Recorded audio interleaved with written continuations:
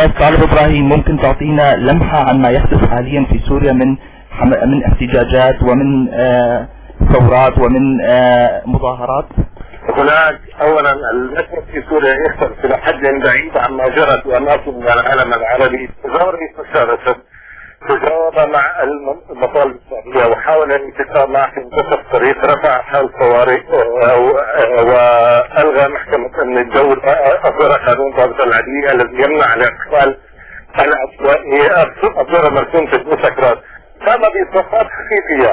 دخلت على الخط مجموعه ثالثه، مجموعه مسلحه بدات تقتل الجنود وبدات تمارس اعمال قتل واعمال مخله بالنظام في اكثر من مكان على ارض سوريا، الامر الذي بلبل المشهد السياسي السوري الى حد بعيد وفرض الحل الامني كحل اجباري لا بد منه، وذلك بغية إعادة الأمن والاستقرار إلى سوريا. أستاذ الكريم،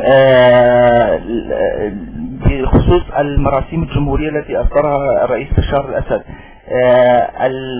المحتجون يعلنون على صفحات الفيسبوك وعلى التويتر بأن هناك اعتقالات عشوائية، والآن عدد المعتقلين منذ انطلاق الاحتجاجات في 15 آذار وصل إلى فوق 10,000 معتقل. بأي قانون تم اعتقال هؤلاء المحتجين؟ الارقام غير دقيقة، الارقام غير دقيقة، يوجد معتقلون ليس الى هذا الحد، الاعتقالات ليست عشوائية. هناك يا سيدي ما يقارب 30 قتيل من شهداء الجيش العربي السوري وقسم كبير من هؤلاء تم التمثيل بأسلامهم. هناك حالة تمرد مسلح، هناك حالة عنف مسلح، هذه الحالة لا يمكن ان تواجه الا بإلقاء القبض على عناصره، هذه العناصر ومن جربه ومن مولهم ومن اواهم هو الامر الذي فرض السلطه كما اعتقد القيام به. بالمناسبه رأس النظام في سوريا الجميع مقتنعون بان الاصلاح هو ضروره حياتيه وهو ضروره لا بد منها وهو يقوي النظام. استاذ الكريم عفوا على المقاطعه، بما انك تحدثت عن رأس النظام، هناك اصوات سورية تنادي بان ماهر الاسد قائد الفرقة الرابعة هو الذي يرتكب الجرائم في درعا وفي بانياس، هل من تعليق على هذا الموضوع؟ اقسم لك وهذا قسم اكيد ونهائي انه لا يوجد جندي واحد من الفرقة الرابعة في بانياس او في درعا. هذه واحدة من الاحداثات التي اصابتنا الثقة بالمعارضة وبقوى المعارضة لانهم كذبوا، وانا عارف ان هذا الامر كذب. كنت اتمنى ان ارى معارضة محترمة، معارضة سلمية لا تقتل جنود، معارضة لا تكذب. انا اعرف معركة اكيدة انه لا يوجد جندي واحد من الفرقة الرابعة لا في درعا ولا في بانياس ولم يغادر 90% منهم مواقفهم. لماذا كل هذا؟ هم يريدون اسم شقيق الرئيس، لم يدعوا سؤال الرئيس، لم يصل الى اغراض معينة هي شق الوحدة الوطنية السورية. من خبر ذلك اقول لك اننا نواجه مشكلة في سوريا، معارضة غير شريفة، معارضة تكذب بالكثير من المعطيات. على اثر الثورات التونسية والمصرية والليبية، هل الحل الامني هو الحل لكبح هذه المظاهرات والاحتجاجات في سوريا؟ هل برأيك الحل الامني هو الحل الافضل؟ لا احد يريد القيام بحل على الاطلاق. الحل الامني ليس حلا، الجميع مؤمنين انه ليس حلا. الحل الامني فقط ضروري لمواجهه العناصر المسلحه، العناصر التي تحمل السلاح، العناصر التي تقتل. ذكرت لك منذ قليل ان عدد قتلى الجيش تجاوزت ولا جزر 100 تجاوزت 300 قتيل، والتاريخ هؤلاء ما خلاف اساسي بين الثوره السوريه والثوره التونسيه. تمثل باهداف الثورتين. الثوره المصريه لم يقتل سوى رجلا واحدا من الامن او من الشرطه، قد يكون قتل رجل او رجلين، ولكن لا يوجد هذا العدد بين 30 كما من رجال الجيش والشرطه. هذا امر خطير، هذا تمرد اقرب الى تمرد مسلح ليس ثوره. في تونس لم يقتل احد من رجال الشرطه. هنا الفرق الاساسي، هنا المعضله الاساسيه في المعارضه. عظيم استاذ الكريم، صور الجنود من الحرس الجمهوري التي رايناها على صفحات اليوتيوب والفيسبوك الذين اعترفوا بانهم تلقوا اوامر من قيادات الحرس الجمهوري باطلاق النار على المتظاهرين السلميين في درعا، في جاسم، في بانياس، في حمص، في اللاذقية، في جبلة. ما تعليقك على الجنود الذين خرجوا علينا على اليوتيوب وعلى الفضائيات بانهم منشقون وبانهم تلقوا اوامر باطلاق الرصاص الحي على المتظاهرين السلميين؟ في اليوتيوب انك لا يمكن ان تتراكب من صوره. المشكلة في اليوتيوب فيسبوك انها حتى في مؤتمرات الصحافة العالمية اثبتت انها مصادر غير موثوقة. استطيع ان اركب لك 1000 فيلم يوتيوب وما اضخ ما اشاء من مصدر لا يوجد خطر نقول عنه ريلايبل يمكن ولا مثل يتركون اليه ولا محتاجون بمعايير الصورة. هذه مشكلة لا استطيع اطلاقا ان اعتمد على هذا اليوتيوب ولا على هذه الاشياء. نريد حقائق اكثر مصداقية وهو غير موجودة، لان هذه حادثة من اساسها لا يمكن ان تكون قد حصلت على الاطلاق. هذه تضاف الى مشاكل معرضة غير ثابتة. هذه ام المشاكل التي تواجهها كسوري. هناك رغبة بالاصلاح ورغبة بالتغيير. أستاذ طالب، من هي المعارضة الشريفة برأيكم، برأي الحكومة السورية وبرأي الدكتور بشار الأسد؟ من هي المعارضة الشريفة السورية؟ هل من معارضة شريفة سورية برأيكم؟ وإن كان الجواب نعم فحبذا لو تعطينا أسماء المعارضين الشرفاء عندكم. أنا لا أدخل بلعبة هناك معارضون شرفاء داخل سوريا كثيرون وهناك معارضون شرفاء خارج سوريا. أقول من يروج هذه الأكاذيب، من يروج تلك الإشاعات لا نستطيع الوثوق به. هذه مشكلة. المعارضة الشريفة، المعارضة البديعة، المعارضة ذات البرنامج الوطني المتكامل غير موجودة حتى الآن، حتى يمكن الحوار معها او يمكن الانضمام تحت لوائها. وهذه هي ام المشاكل. هي تكون نريد حرية، تسألهم ما هي الحرية؟ الصبيان بالرابع عشرة وحتى العشرين لا يعرفون. يقولون نريد اسقاط النظام، ما هو البديل؟ ليس لديهم بديل. يقولون نريد الاصلاح، ما هو الاصلاح؟ لا يفهمون شيئا عن الاصلاح. هذه هي ام المشاكل التي نواجهها الان. على الاطلاق لا يوجد شيء. أستاذ الكريم، أستاذ الفاضل، هل هذا من مسوغ بإطلاق الرصاص الحي على الأشخاص الذين أنت ذكرتهم بين ال14 وال20 سنة الذين يخرجون بإطلاق شعارات مثل الشعب يريد إسقاط النظام، أو يقومون بتمزيق صور وأصنام الرئيس بشار الأسد وحافظ الأسد؟ هل هذا مسوغ لإطلاق الرصاص الحي عليهم كما يدعي أطراف المعارضة في الخارج وفي الداخل أمثال هيثم المالح، سهير العتاسي وغيرهم من المعارضين السوريين في الداخل الذين تعرضوا إلى الاعتقال التعسفي على إثر هذه الثورة؟ كنت في سوريا وتعرف هؤلاء الأطراف من المعارضة، لقلت هذه معارضة بائسة. لا تحتاج يكون قادة معارضة للأسف. أنا أحترمهم في سنهم بأشياء أخرى، ولكن هؤلاء لا يستحقون أن يكونوا قادة معارضة. أنا أعتقد هذا من المعارضة السورية حقيقة يتحدثون معي في الساعة يغيرون كلامهم 10 مرات. كيف يمكن أن يسوق بهم؟ هذا أمر مؤكد. ولا أسبوع التقيت بواحد منهم في دمشق. هؤلاء حقيقة لا يمكن أن يركون إليهم. ثانيا الرصاص الحي لم يطلق على مظاهرين السلميين على الإطلاق. هناك تكون جرت أخطاء لمرة واحدة أو مرتين.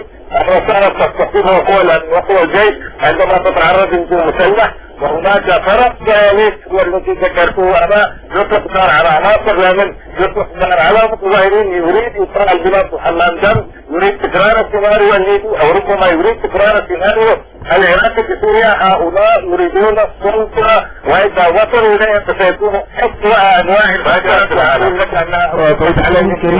موضوع اللجنة الأمنية التي دخلت الآن إلى درعا، ممكن تعطينا فكرة عن اللجنة الأمنية التي الآن لتقصي الحقائق في درعا؟ ليست لدي معلومات. لا توجد لجنة أمنية لتقصي الحقائق. هناك لجنة تحقيق قضائية، واعتقد هذه اللجنة ربما تكون قد انهت عملها وقدمت نتيجته او توشك ان تكون لجنة قضائية. لا اعلم شيئا ليس أمنية. من هي هذه اللجنة القضائية من استاذ الكريم؟ من يمثلها ومن هو مؤلفة من مجموعة من القضاة المستقلين، وبينهم رجال دين محترمون في الساحة في سوريا ولهم مصداقية كبيرة بين اهالي درعا بالدرجة الاولى والى جميع الاطراف.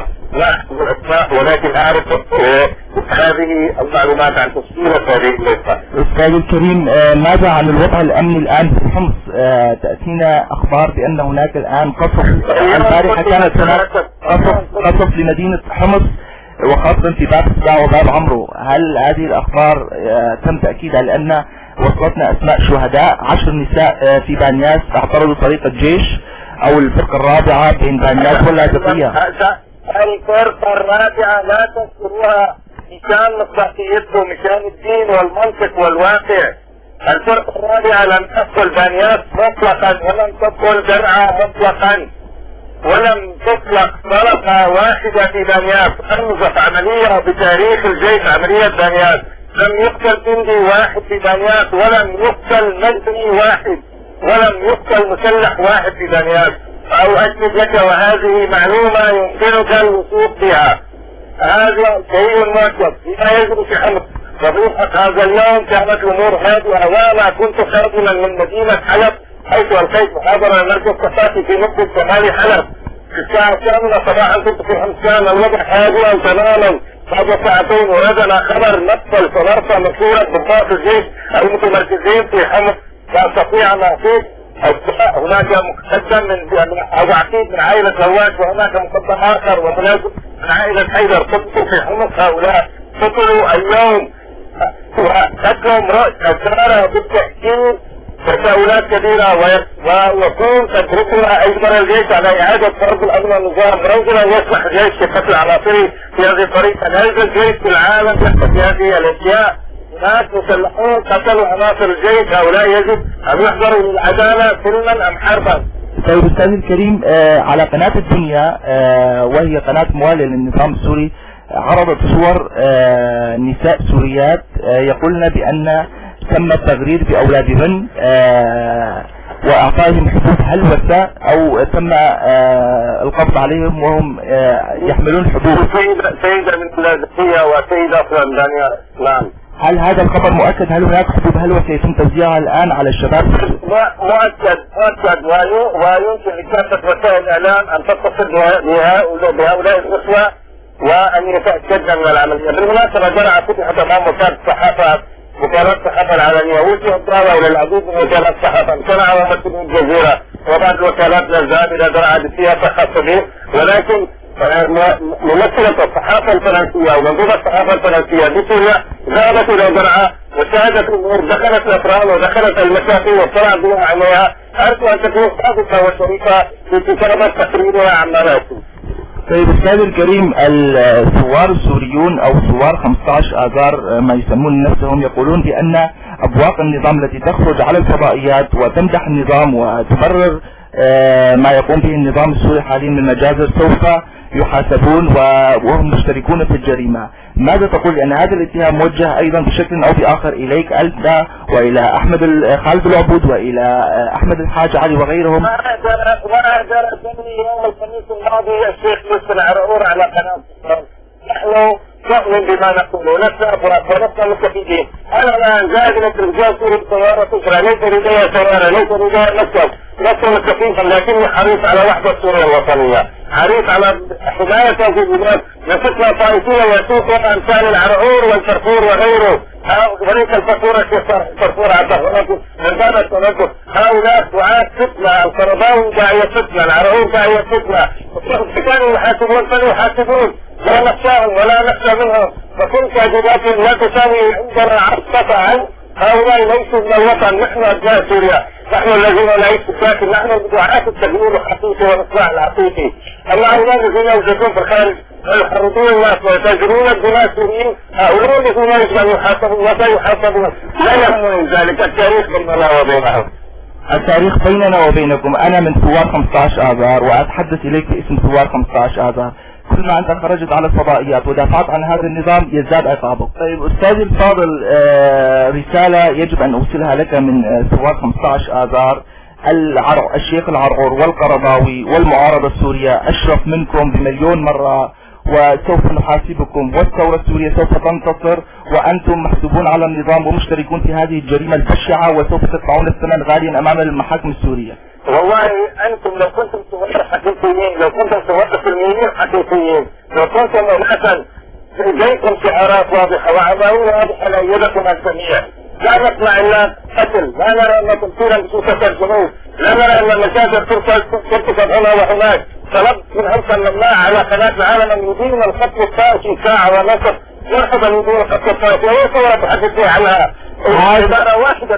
هذه الثورة الشريفة، هذه الثورة الشريفة التي انطلقت من الشعب السوري وتعبر عن طموحات الشعب السوري بالحرية. لدينا في سوريا 17,000 سجين سياسي، هؤلاء معتقلون على غير وجه حق سوف يتم إطلاق سراحهم. وأنتم وغيركم الذين تخرجون على الفضائيات وتدافعون هذا النظام كما قلت لك أنتم مشتركون في هذه الجريمة. فخاف الله، ما بعرف شو دافعين لك.